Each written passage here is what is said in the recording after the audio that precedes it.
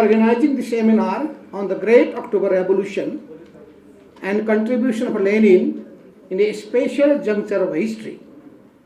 This year, 2024, marks the centenary of the death of Comrade Vladimir Ilyich Ulyanov Lenin, better known to the world as Lenin. It has been 107 years of the Great October Revolution, and this year also marks the Diamond Jubilee of the communist movement in Nepal. Let me share a few words in honor of Comrade Lenin. For the communists around the world, he is still the greatest revolutionary who ever lived. We know Lenin was born on April 22, 1870 in Simbirsk, Russia. That day has been historical for all of us. And even the Nepal Communist Party was born on that particular day, 22nd April 1949. After successfully completing the Great October Revolution in 1917 and making great contributions to the revolutionary movement of the world, we lost Comrade Lenin on 21st January 1924. In 2024, after 100 years, we are here to cherish the great legacy of Comrade Lenin because of his contributions to revolutionary theory and practice. Comrade Lenin was the founder of, later on, the Russian Communist Party Bolshevik and the leader of the Bolshevik Revolution 1917. He was the architect, builder, and the first head 1917 to 24 of the Soviet state. He also founded the Comintern, Communist International. He founded Leninism, the doctrine, the experiment of Marxism, the first successful practice. That is why Marxism-Leninism has become the communist worldview. Most people talk about Lenin's contributions for the development of Marxist theory and the establishment of the Soviet Union. But for me, his legacy is wide and he went beyond this. His revolutionary leadership, his tactics and strategies and fight against imperialism are also central lessons for all of us. He both criticized the reformist tendency in the revolution as well as criticized authoritarian tendencies. He was the one who introduced the life and contribution of Karl Marx. Karl Marx, a brief biographical sketch with an exposition of Marxism, and presented the complex ideas of Marxism in a simple and concise way. The three sources and three component parts of Marxism in this book. I think revolutionaries all over the world must have read most of his publications, including What is to be Done, One Step Forward, Two Steps Back, Imperialism, the highest stage of capitalism, not to mention all those dozens of outstanding articles and volumes. Dear comrades, Lenin was the leader of the Bolshevik Party during the October Revolution of 1917. Without revolutionary theory and without Lenin's leadership, success of October Revolution was not possible. The world communist movement still lives with the legacy of October Revolution. Comrade Lenin has shown that, yes, social revolution is possible even in one country. Even after 100 years of demise of Comrade Lenin, the relevancy of theory of organization, his theory of imperialism, still guides us to advance our class struggle. What Lenin has done after the October Revolution, we have to remember that he has implemented socialist policies such as nationalizing key industries, redistributing land to peasants, and centralizing economic planning. Lenin was true internationalist. The October Revolution inspired socialist movements, but Lenin himself took initiation for the revolution around the world. His ideas were influential in the establishment of communist parties around the world. Lenin established the Communist International, Comintern, in 1919 to promote and expand the world revolution. At present, capitalism and imperialism has challenged humanity and Mother Earth, and the world is suffering from various crises, including war. Therefore, the only solution to get rid of those challenges is the unity among all the revolutionary forces and moving and realizing the theory and principles of socialism all over the world. Dear comrades, before I share the political conjuncture of Nepal, I would like to express solidarity with the people of Palestine. We express our solidarity with the people of Cuba, DPR, Korea, Venezuela, and many other states which are facing the challenges of imperialist aggression, sanctions, and war. Even the war in Ukraine is the proxy war. Russian and Ukrainian people are suffering from the NATO-involved imperialist war. We, our party, demand peace. We demand an end of war, an end of militarization. Comrades, we live in the era what our comrades call the hyper-imperialism. The hyper stage of imperialism and the highest stage of capitalism.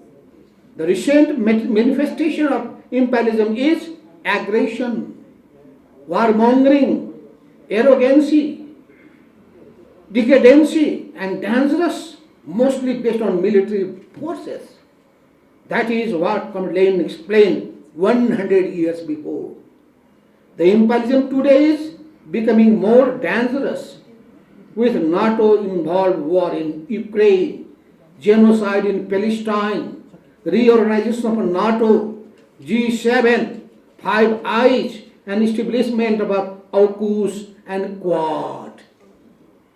This new phase of neoliberal capitalism has inherited its own contradictions and crises despite being more aggressive and oppressive to the working class. It has monopolized science and technology, education and culture, and of course the ideology of imperialist hegemony to rule the people and divide the working class using money, media, and military. It has continuously attacked the communist and socialist movement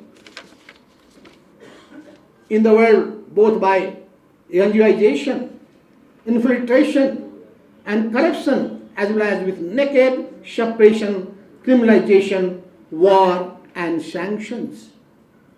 But the fight for humanity, for the better world, and the socialism is continuous. It may face some challenges, ups and downs, but the fight for socialism and better future has not declined. We congratulate the justice and sovereignty-loving people of Sri Lanka for their victory in the recent presidential election and the parliamentary election which took place just 2 days back. We have seen the second pink tide in Latin America and the left governments in Chile, Colombia, Mexico, and other countries. In the meantime, I would like to mention one thing. I have just been back from Venezuela. There was one parliamentary summit there where parliamentarians from 60 countries participated, who were more than 300 participants there. And the president there, the speaker there, all the leaders there, all of them presented their views regarding what type of new world we want to create. We want to establish and all have shown their solidarity for the Venezuelan cause and Venezuelan people.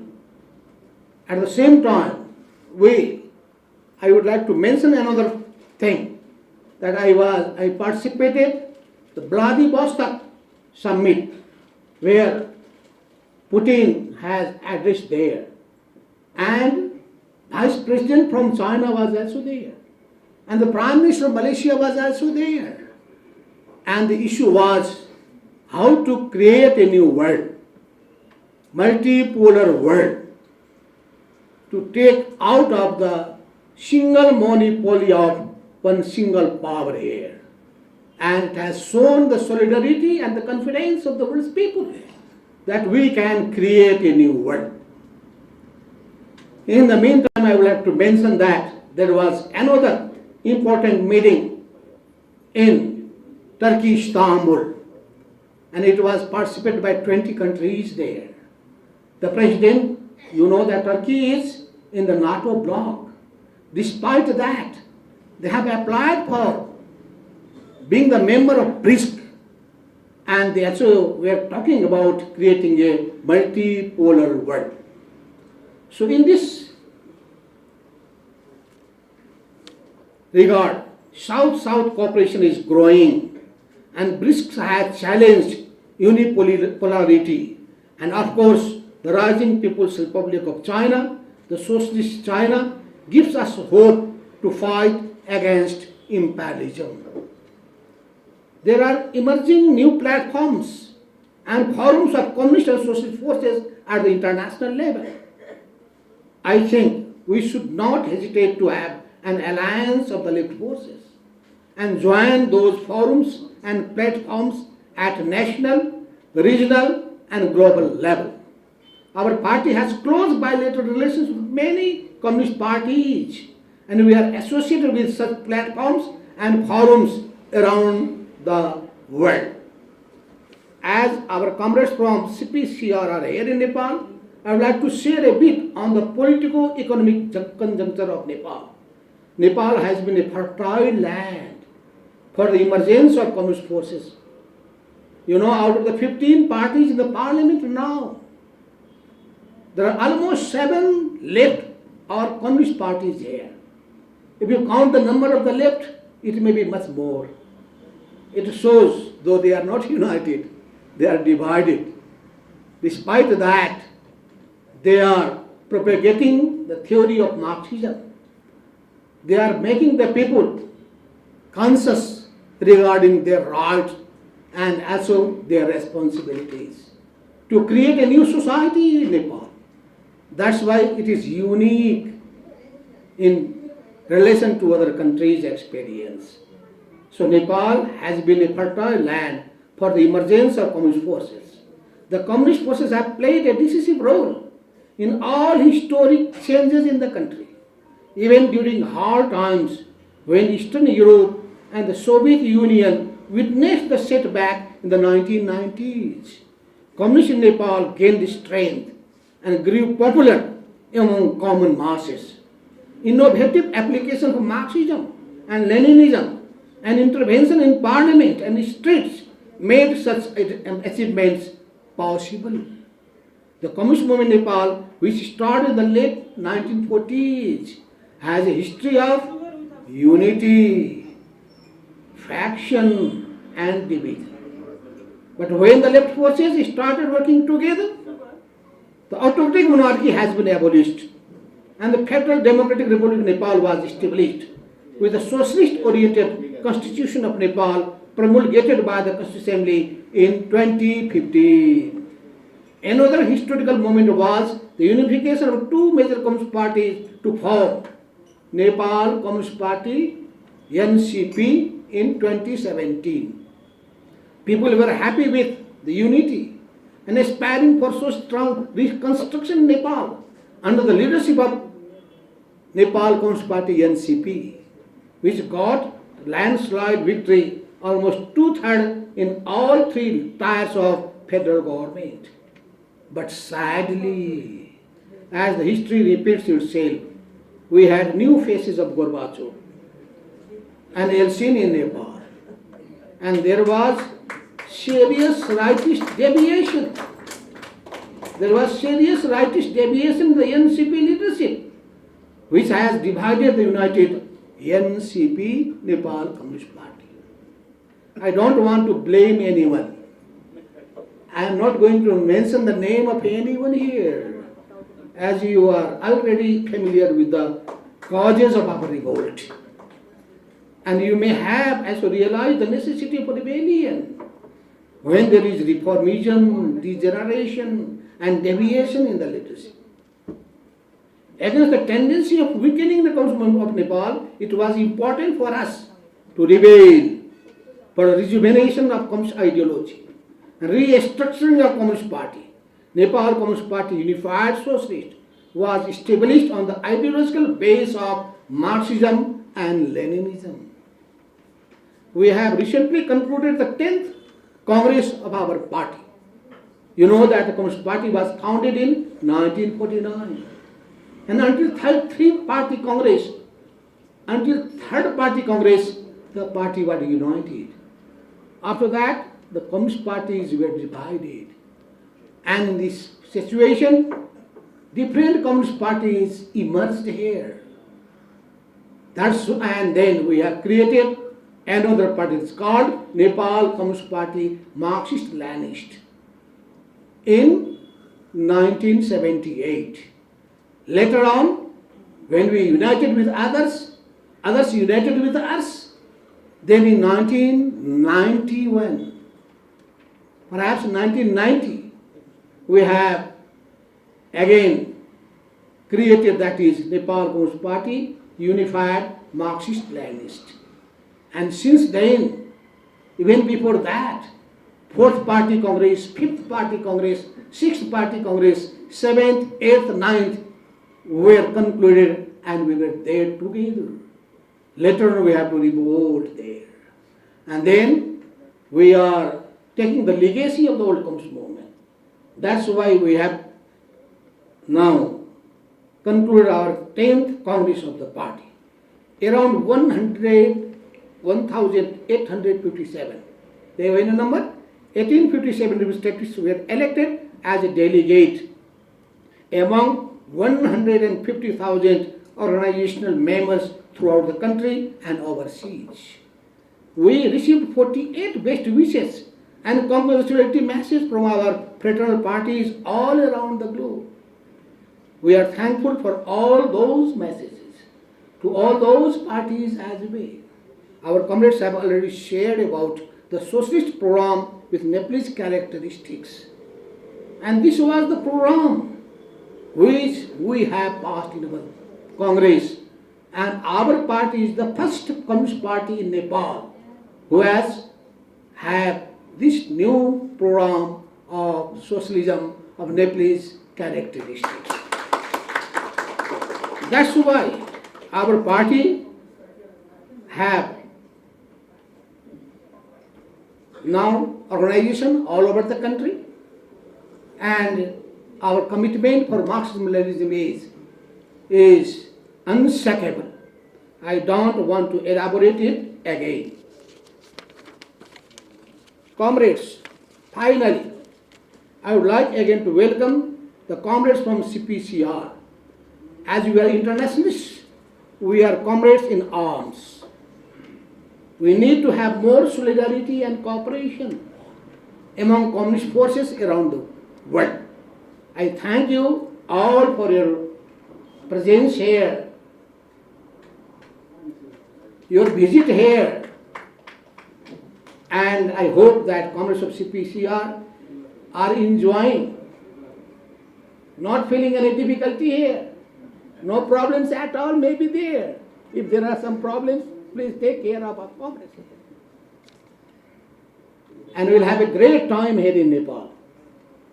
You will visit many beautiful places and enjoy the cultural, artistic, and natural beauty of Nepal. Thank you all. Thank you. In every capitalist country, the economic basis of capitalist production relation was established And on the basis of that capitalist production relation, the new superstructure was developed, and that was the multi-party democracy. The multi-party democracy was the superstructure of capitalism everywhere. Particularly this developed in Europe, expanded in America, and all over the country, all over the world right now, particularly in Asia, Africa, Latin America, etc. Capitalism has been the latest exploitating system that has to be eliminated by socialist revolution in the human history. Comrades, we know three exploitative systems in the world. One was slavery system, another is feudal system, and another is capitalist system. These are the three exploiting systems in the world. The last system we are facing now. If we eliminate capitalism, there would be no exploitative system in the world. So this is the last one. When capitalism developed into international monopoly capitalism, financial monopoly capitalism, then colonialism developed and many monopoly capitalist states began to expand their own colonial empire in different parts of the world. And then began colonial war. Up to the end of 19th century, the whole world was completely divided into different imperial and colonial empire. The cutthroat competition was developing among them. Colonial war work was going on in one or other parts of the world. Those colonial war had to be developed into world war. It was inevitable, but nobody knows up to that time. Lenin is the man who exposed this truth, that within capitalism, this competition will inevitably brought the world war. That happened, we have already seen. Those wars were invited developing in the world wars. This truth was exposed by great Lenin for the first time in the human history through the concrete analysis of the developing situation in the world. In another aspect of the scenario in the world, when Marx and Engels published the Communist Manifesto in 1848, alongside with developing bourgeois democratic revolution in different countries, the communist movement also began to expand in Europe particularly. Marx and Engels established First International of Revolutionary Working Class. Through their institution, Marxism is spread in many European countries. The working class of different countries established their vanguard as social democratic parties, labor parties, workers' parties, and communist parties. At that time, particularly the social democratic parties was very popular. In different countries, social democratic parties were established. After Marx's demise, Engels organized the Second International and lead international communist movement in the correct direction. In that period, communist movement spread in more countries in Europe and America. In Russia also, since 1882, Marxism began to spread rapidly despite the autocratic monarchical suppression and exploitation to the working class and broad masses of Russia. Ultimately, Lenin established the Russian Working Class Party, Social Democratic Labor Party, in 1898. Through this party, Lenin analyzed the then world situation, the Russian feudal monarchy, the development of capitalism in Russia and in the world, its development into monopoly capitalism, the division of the world, about the maturity of the coalition of socialist proletarian revolution in Russia. He analyzed all these things. He published Iskra, that was the organ of RSDLP. As the central organ of RSDLP, the organ publicized the Lenin's line and policy in one and other articles and documents to the broad mass of the people. It was a powerful weapon to educate the broad mass of the people and to expose criminal nature and evil design of domestic and international imperialism and reactionary forces. He analyzed the development of Russian society in general, the development of capitalism in Russia, the class analysis of Russian society, and class nature of different political parties working in Russia, and role of feudalism and autocratic Tsar dynasty in Russian Revolution.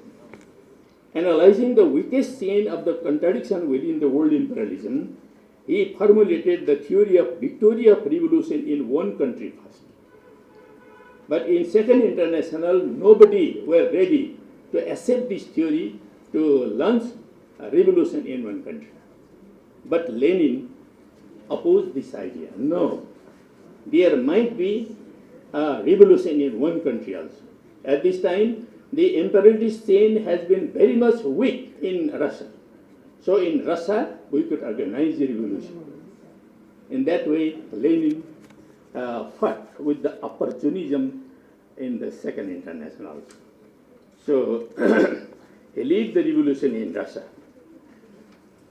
There was a great debate in the Second International, which was dominated by rightist opportunism. They did not agree with Lenin, but Lenin resolutely marched ahead on his correct line, policy, and program. In this period of time, Lenin wrote many historical articles and resolutions. Just for example, what is to be done? He wrote a very important book. We also should study about it. One step forward, two step back. That is another. Two tactics of social democracy in the democratic revolution. Imperialism is the highest stage of capitalism. And state and revolution. Proletarian revolution and renegade Trotsky. And the famous April thesis. The April thesis is shows that after democratic revolution, a continued revolution would be there, and socialist revolution could be victorious. So these are very important articles and documents Comrade Lenin wrote. The world capitalism has developed into imperialism, which is the highest stage of capitalist development. He put forward this type of theories. It has already turned into a reactionary system. Now no revolution could be victorious under the leadership of bourgeoisie. He brought this conclusion.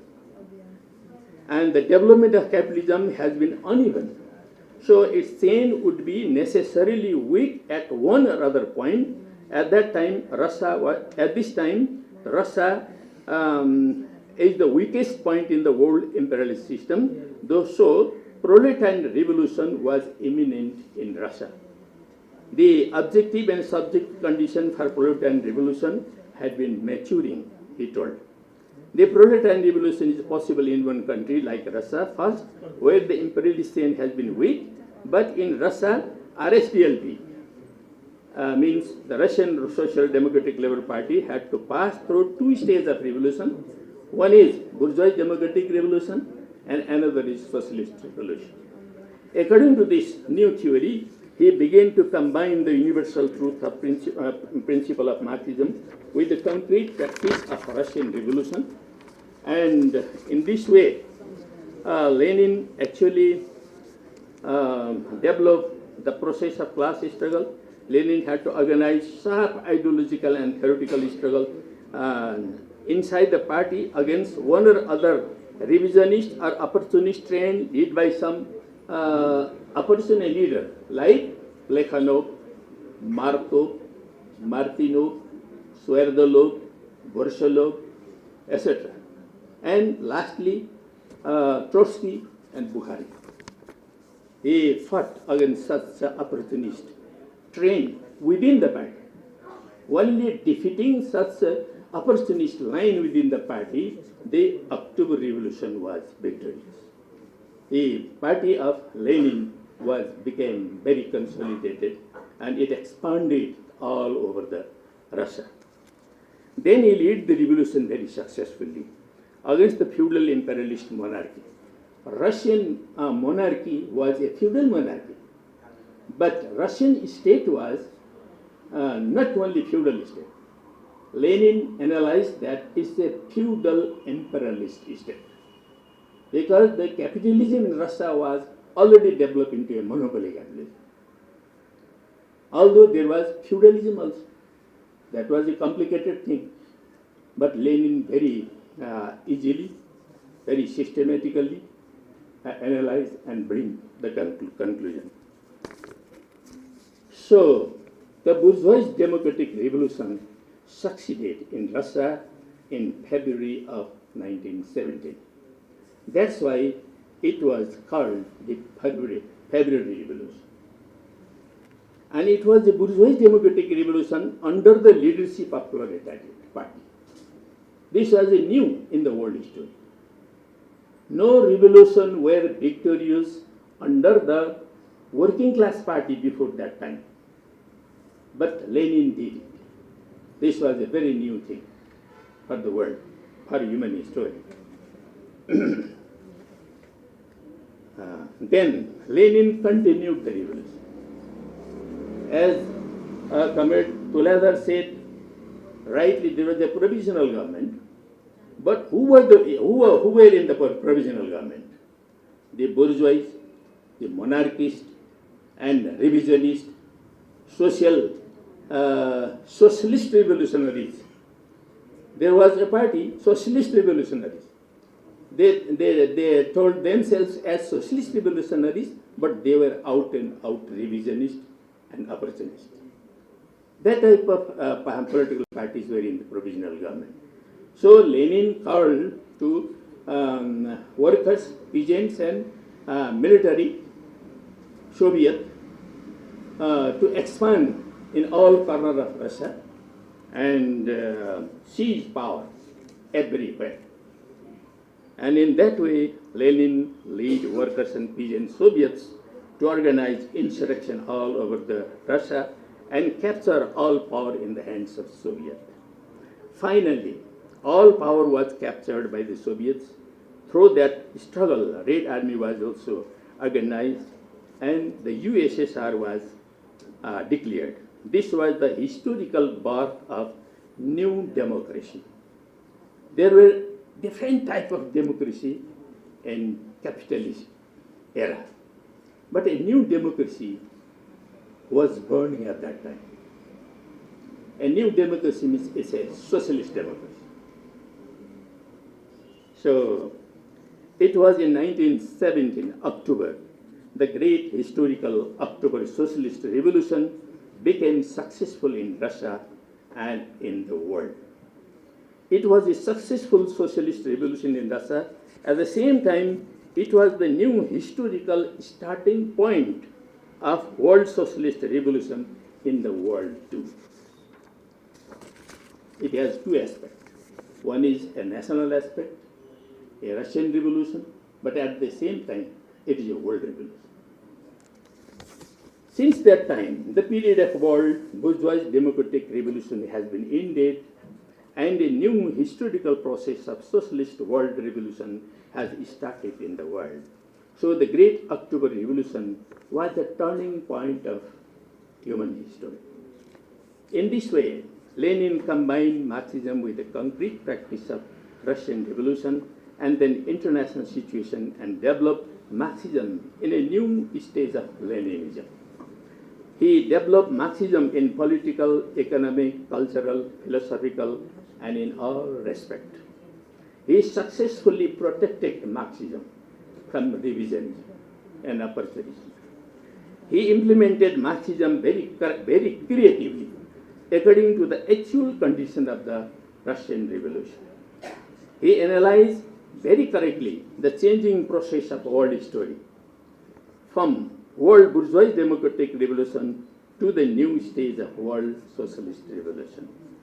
He very successfully established the USSR, a new state, a new working class state, a socialist state in the world. It was an epoch-making event in human history. The cycle of world imperialism and capitalism was destroyed in 1/6 of the land of the world. 1/6. That was a great achievement. Since then, the people, nations, and countries of the world have entered in the period of imperialism and proletarian socialist revolution. Today, we are passing through the world socialist revolution, which was started by the great victory of great October Socialist Revolution of Russia. Although the Soviet Union has been disappeared, it's a great setback, not only the people for Russia, but it is for the people of the world, nations of the world, countries of the world. So it's a great setback. But is this the failure of socialism? No. It is only the failure of, it is not the failure of Marxism. It is not the failure of socialism. And it is not the failure of the spirit and value of October Revolution. But it is only the failure of one specific model of Soviet socialist structure. That has been failed. And their need in Soviet, in Russia, now a new revolution is needed. New revolution, a new October revolution. We hope under the leadership of Comrade Sergei and the Communist Party of Russia, a new revolution will be occurred here. Nobody stopped. No imperialism could stop the revolution, a new revolution in Russia now. And many, many revolutions around the world. It will happen. It's inevitable.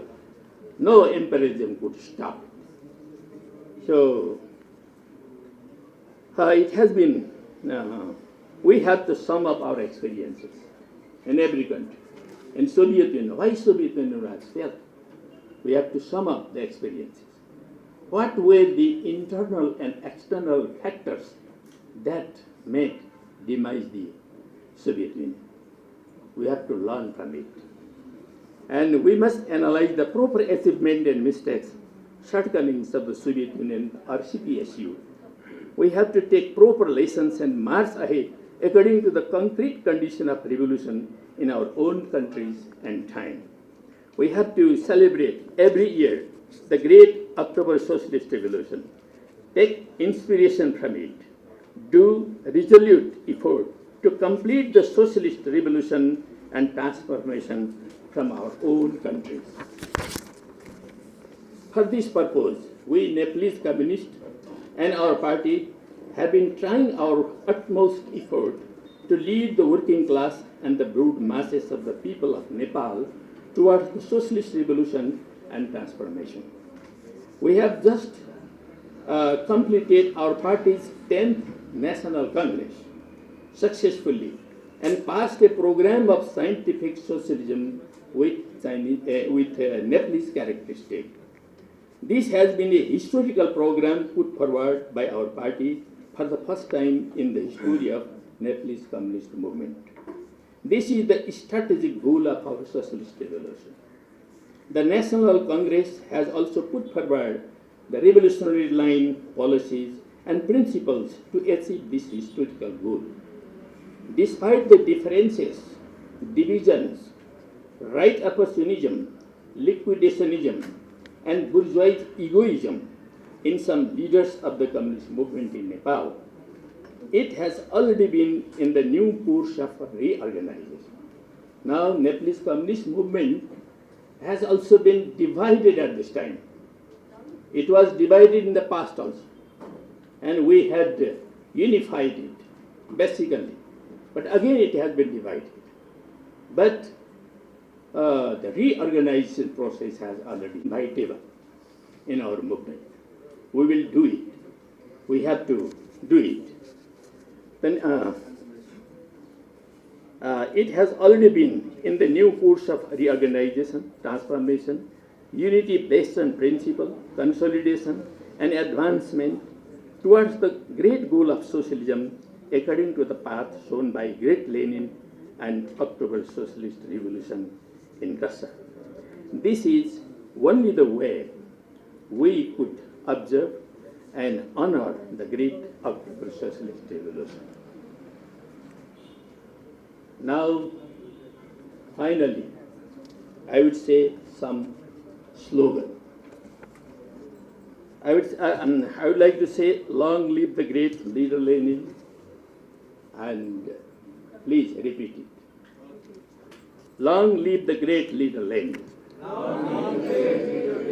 Long live the great leader Lenin. Long live the spirit and value of October Revolution. And long live the solidarity between our two parties. Long live the solidarity between our two parties. Thank you very much. Very sorry. Members of socialist parties were participating in the government. They were ministers, deputy ministers.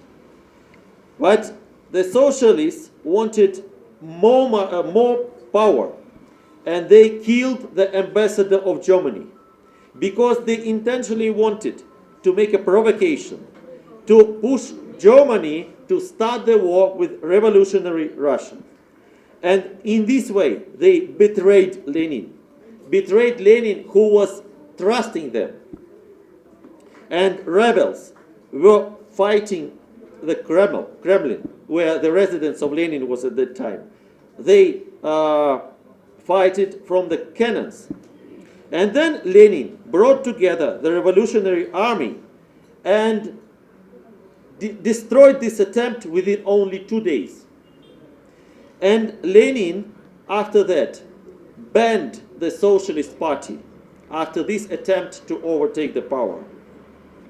That's why in USSR there was only one party. As you know, in USSR there was only one party, single party ruling, because another party that participated in the revolution betrayed the idea, betrayed Lenin.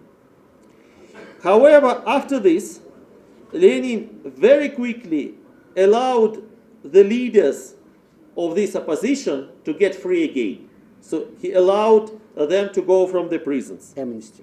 And he amnestied them and sent them home because he was not afraid of them and even forgave them. You know that when the Bolsheviks, the communists, took a decision about military start of revolution, not all the leaders of the party agreed to it. And even Stalin initially did not agree to that. Because at that point of time, Bolsheviks were in the parliament and they were not used to such activities.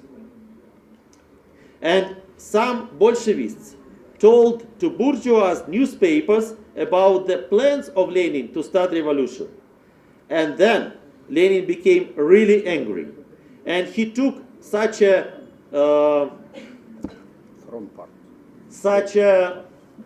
much speakers, let's say, he sent them from the party. And when revolution won, Lenin created new government. He again allowed these people to their high positions, high roles, because Lenin liked to bring people together. He liked to bring people around one, but the most important mission. You know that he took together the team of Stalin and Trotsky. Then, later on, without Lenin, they became their deadly enemies. Stalin was a good pupil of Lenin, but he, differently to Lenin, did not like to make an agreements with other people. When red communists of Lenin were fighting against white army of bourgeoisie, red ones were fighting against whites. Lenin cancelled all the money, all the private business. Communists took from peasants food so that they support the revolutionary army. And Lenin made an order to fire all the enemies, all the killers, without, and all the spies without any court. Because otherwise he was afraid to fail against capitalists and imperialists. And it was tough decisions for them. And when the red communists win, the economy of the country almost didn't work at all. Everything was given to people just through so special cards, and only to the workers. The shops were not working. The transport did not work. No services were provided. The whole country was closed. And many communists wanted that it remains like that further. But Lenin said, no, let's open the country. Let's allow small business in the country. Let's invite the investments. Let's stop taking the food from peasants, and instead let's buy the food from peasants. And the economy recovered within 2-3 years, and people were very happy. And this was called new economical policy. This is what is currently used in the basis of socialist course in China under the control of the state and of the population. Lenin also banned the death penalty. He also recreated the power of the law, and he applied to the remaining bourgeoisie with a proposal to accept the win of the revolution and to start to work together according to the new rules. Lenin knew how to win, but he also knew how to retreat. Lenin knew how to become cruel to the opponents, but he also knew how to make a dialogue with them. Lenin was dialectic. Lenin was a very wise politic. And that's why we remember Lenin, and we are proud of Lenin. And we study from Lenin, and we ask Lenin for any advice. Finishing my speech, I would like to highlight that Lenin is the only, at that point of time, from communists, looked at the East. Lenin told, let's fight from imperialism, but let's make our fight clear and understandable. Let's turn to China, let's turn to Asia, let's turn to East, let's turn to Afghanistan, let's turn to Turkey. Let's fight together for the freedom of India, said Lenin. And that's why, at that point of time, Lenin immediately got into a conflict with the United States and with England. The future of the Grand Russia, according to the opinion of our party, is together with ideas of Lenin, among which is friendship with all peoples in the world, and support and help to all communists of the world and to the fighters against the imperialism.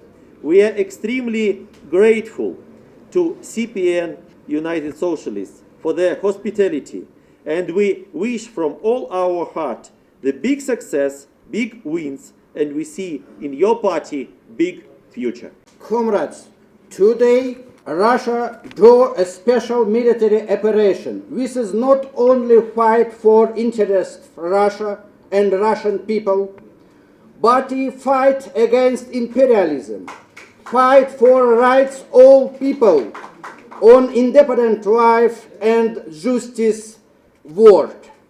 We stand on position for peasant decision and negotiations and Lenin. But we demand to West countries and OTAN alliance go from territory ex-USSR.